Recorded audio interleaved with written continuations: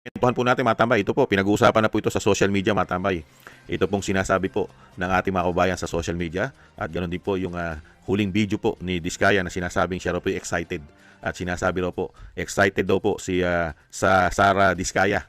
Ito pong si Sara Diskaya is excited daw po na siya po ay makulong ayon po sa pinag-uusapan sa social media. Meron po bang naging excited na makulong ka? Lalong-lalo kung napakarami nyo nasangkot sa issue ng korupsyon. Tapos ikaw lang makukulong, ikaw na kontraktor, makukulong ka, samantala yung mga politiko ay sitting pretty, sa dami ng kanilang kinulimbat, ay sila po ay sitting pretty. Walang katinag-tinag ang mga politikong magnanakaw sa ating bansa. Panoorin po natin itong mga tambay na kumakalat po na first time na makulong daw po. Ito pong si Sara Diskaya. At nagmamagshot na po siya sa NBI magshot. Panoorin po natin. Sobrang excited. Syempre first time. So sobrang excited. Sobrang new experience for me. First time. Tingin po sa camera ma'am, taas po konti ng chin. Okay. Tingin po sa camera ma'am. Tignan po. Opo.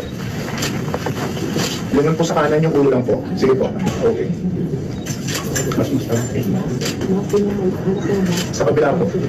Sige pa po ma'am. Okay. Last po. Okay na po.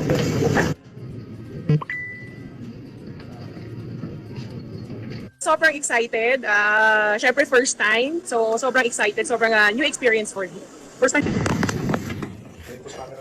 Yung sinabi po ni Diskaya noon, yun po yung panahon ng kampanya. Idinugtong lang po sa social media yung mga gumagawa po na ine-edit-edit. Yung sinasabi pong sobrang excited. Excited po siya dahil tumatakbo po siyang mayor Noong time na yun, di po ba? Mayor po ng Pasig. Kaya excited siya. New experience nga naman sinasabi niya dahil tumatakbo siyang mayor at kalaban po niya ang pamangkin nung tinatawag na One Ball University. Hindi po ba, mga kababayan? At syempre po, kahit naman sino sa atin mga kabayan ay never po maging excited na ikaw ay makulong. Lalong-lalo na kung ito po'y korupsyon. Katulad po nito, korupsyon po. Napakarami po nitong bubunuin na nakasalanan at kaso. Kung siya po ay nakasuhan, dahil nga po meron po siyang mga ghost project, hindi po ba? At kailangan niyang pagdusahan. At syempre po, sa darating na panahon ay kailangan niya rin po ibalik yung mga overprice at yung mga sinasabing ghost project na binayaran siya ng gobyerno pero wala naman yung proyekto, mga kababayan. Kaya nga lang po, siya lang ang magdurusa sa ngayon. Hindi po ba? Sa panahon po ng 19th Congress at binagoong ang Pilipinas, Real Talk, siya lang po ang isa siya. Isa siya sa bubuno nitong sinasabing parusa na sinasabi po ni Bongit at tinatawag na bangag ng kanyang ate na si Senadora Amy Marcos. Dahil mismo yung mga congressman, senador, at yung mismong nasa itaas, mahirap niya pong pangalanan. At kung papangalanan niya, baka po mahulog din siya sa bangin o mano. Hindi kaya? Dahil ngayon po, iba na po ngayon sa panahon natin. Di po ba? Yung EJK po ngayon ay nahuhulog na yata sa bangin. Hindi po ba yung sinasabi po nila? Bangin na po yata ginagamit. At 3 na po ang nachuchugi. 3 na ang nachuchugi, hindi po ba? Baka mag-ingat-ingat ka, Diskaya. Lalo-lalo na, napakarami mo ring nalalaman. Yung maraming nalalaman, mga kabayan, lalo-lalo po sa napakalaking insertion at korupsyon at komisyon ng mga demonyong politiko sa ating bansa, mga kabayan, ay nachuchugi yata. Hindi kaya? Kaya dito po kay Diskaya, ingat-ingat ka, Diskaya, marami ka ring alam. At napakarami mo ring alam na congressman na nangungumisyon sa'yo. Hindi po ba? Kasi sa panahon ngayon, napakahirap mag-imbestiga. Lalong-lalo kung ang iimbestigahan mo ay sangkot din sa korupsyon. Hindi po ba? Dahil nga mismo si Saldico. Kung hindi nagtago si Saldico at nanatili sa Pilipinas, baka nahulog na rin niya sa bangin umano. Hindi kaya? Dahil sa dami rin nalalaman ni Saldico. Hindi ba mga kabayan? Kaya lang nakakalungkot talaga sa nangyayari po. Kasi hindi mo naman masisi ito si Diskaya, ito mag-asawang Diskaya, katulad ni Sara Diskaya. Masyado po kasi kayong sumausaw sa napakarungis, bulok na sistema. Hindi po ba? Sumausaw kasi kayo Sumama kayo sa body language ng mga korap at magnanakaw na politiko. Lumaro kayo dahil sa pera. Naging greedy rin kasi kayo Hindi po ba? Kasi kung hindi kayo greedy at naging sakim sa pera, hindi rin naman ninyo dadanasin yan. Hindi po ba? Kaya lang, masyado rin po kasi kayo naghangad. Naghangad kayo ng sobra-sobra at gusto nyo yumaman ng sobra-sobra kahit po ang ginawa ninyo na ay hindi na tama para sa mga Pilipino. At wala naman po kasi talaga na itatago. Never pong maitago ang bulok. Ang mga bulok na pinagagawa po, lalo-lalo ang korupsyon, mabahong-mabaho na mga ghost project, sisingaw po yan eh. Sisingaw. Hindi po ba sumingaw?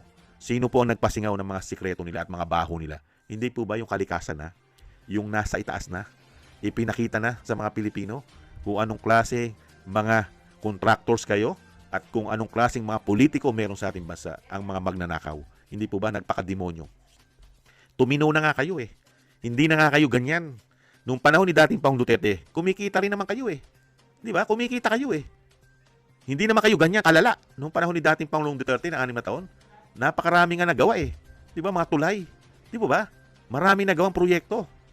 Di po ba? Bakit ngayon, nung pumasok ang Binagoong Pilipinas, masyado kayo naghangad ng sobra-sobra. Kumikita na kayo. Di ba? Kumita na sila eh. Di ba?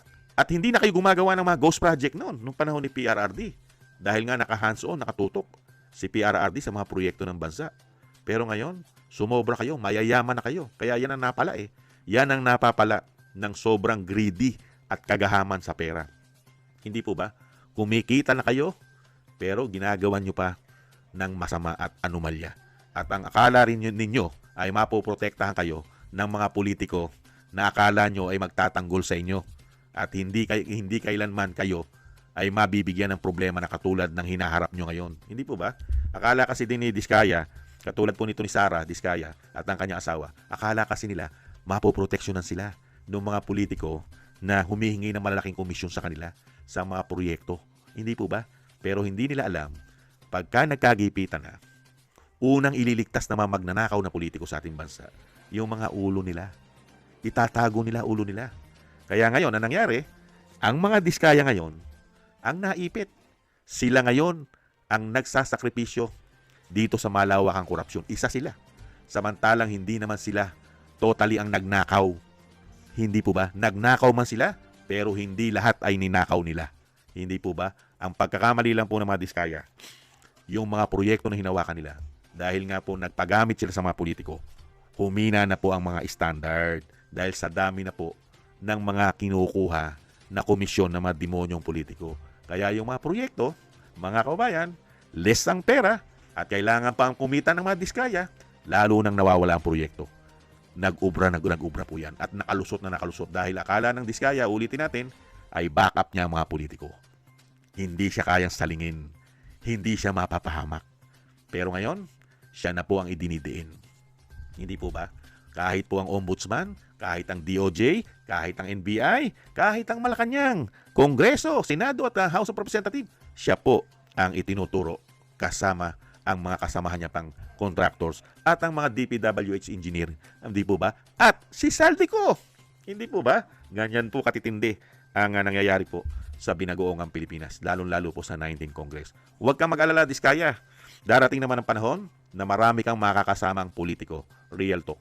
Sa panahon ngayon, sa Binagoong Pilipinas, dahil alam ng mga Pilipino na sila-sila mismo ang mga ulo na malalaking buhaya, isda na sobrang lalaki, mga balyena, budanding, ang mga hayop na yan. Sa panahon po nila ay hindi mo sila makakasama. Diskaya, Sara, huwag kang mag-alala. Pagka naging presidente ang tukayo mo na si BP Sara Duterte, marami ka na makakasamang mga politiko. Marami na, Diskaya. Maging presidente lang si BP Sara Duterte, isang damukal kayo, magkakasama-sama kayo. Sara Diskaya. Baka kunin ka pang state witness ng Vice President Sara Duterte para yung mga ituturo mo ay mapanagot at isuka rin nila ang mga ninakaw nilang komisyon at insertion na pera po ng taong bayan. Hindi po ba? Yan po mga kabayan, ang pagkakamali ni Sara Diskaya, masyado po kasi sila naghangad ng sobra-sobra kaysa rin po sa inaasahan nila. Sobra po. Kumikita na po sila ng maayos sa gobyerno. Di po ba? Ang proyekto ng gobyerno ay hindi po yan natatapos. Dire-diretso po yan, mga kababayan. Taon-taon ay isang damukal ang proyekto ng gobyerno, mga kababayan. Pero po, sobra po kasi. Masyado po kasing naging ambisyosa at sobra-sobra po. Nagpagamit po sila ng husto sa mga politiko. Uulit-ulitin po natin. Nagpagamit ka pa kasi. Kung ikaw ay lumaro lang ng nasa ayos, hindi po ba? Kaya nga lang, sasabihin naman ni Diskaya, paano kami makakuha ng proyekto? kung hindi kami maglalagay sa mga demonyong politiko. Hindi naman kami makakuha ng proyekto. Yun ang pagkakamali mo. Nakakuha ka nga ng proyekto, nakakulong ka naman ngayon. Hindi po ba? Masyado ang nangyari po. At yan naman po ay karapat dapat din na panagutan mo. Dahil sa dami rin ng namatay sa mga proyekto mo. Marami rin namatay ng mga Pilipino nagbuwis, lalong-lalo po sa mga flood control na pinagagawa ninyo umano. Hindi po ba? Mga kabayan, ang nakakalungkot lang para sa iyo, dahil ikaw lang nakikita namin nagmamagshot at hindi namin nakikita ang mga demonyong buhaya ng mga politiko na nagmamagshot na katulad mo. Yun lang ang nakakalungkot para sa aming mga taxpayer. Hindi po ba mga kabayan? Tis-tis ka na lang, ganun talaga eh. Gumawa ka na hindi tama kailangan mo managot. Hindi po ba? Yan po talaga. Pag gumawa ka ng mali at napatunayan at talaga naman, kumita kayo ng kumita, napakarami nyo kinita. At yung sinasabi nga, nung nakita namin, payong pa lang, ilang milyon na halaga, payong pa lang. At isang damo ka lang ari-arian mo.